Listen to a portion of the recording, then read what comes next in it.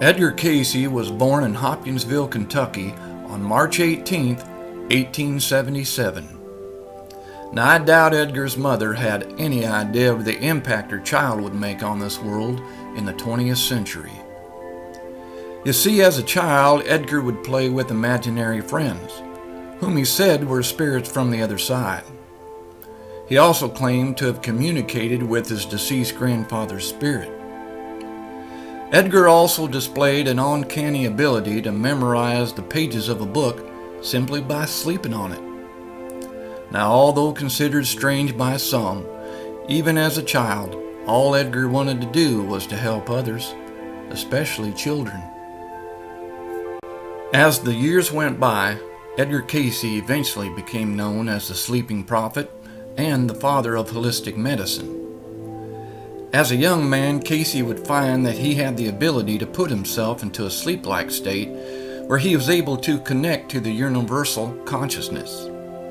By laying down on a couch and closing his eyes, he was able to enter a state of mind where he could answer all sorts of questions about our past, present, and future.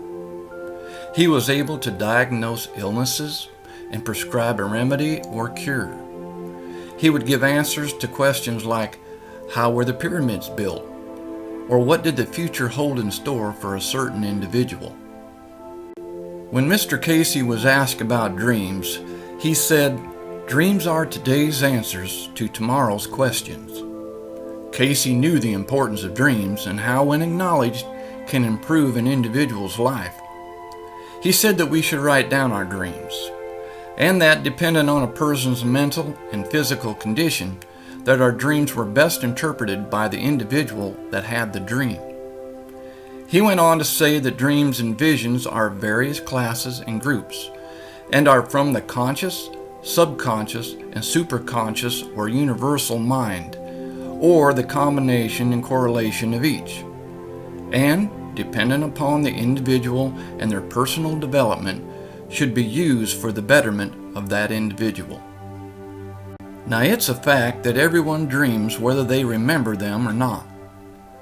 Now, during the early part of the 20th century, while psychologists such as Sigmund Freud and Carl Jung were demonstrating the clinical importance of dreams, Edgar Cayce was providing average individuals with guidelines for working with what would become the most practical approaches to dreams.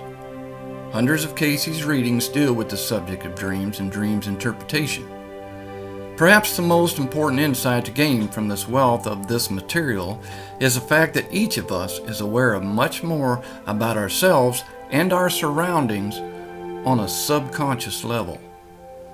Dreams can diagnose the causes of physical ailments, give us a heads up about a person or a situation, and even give us a glimpse into the future.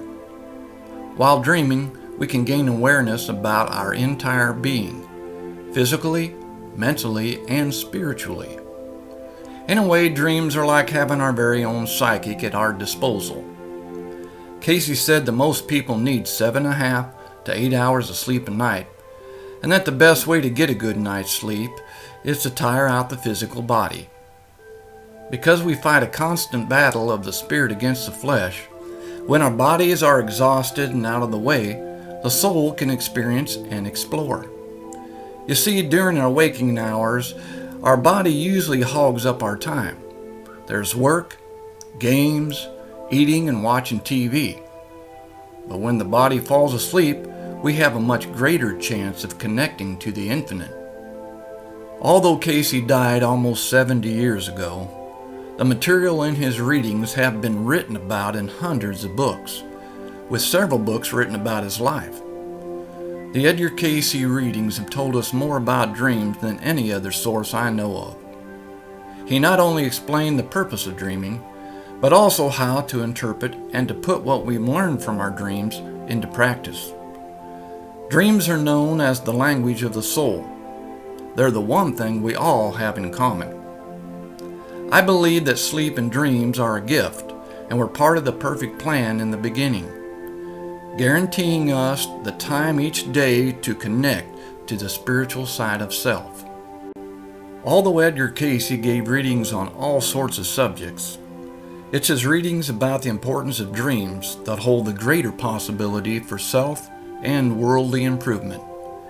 Thank you, Edgar Cayce, and thank you for watching Dream Code's videos.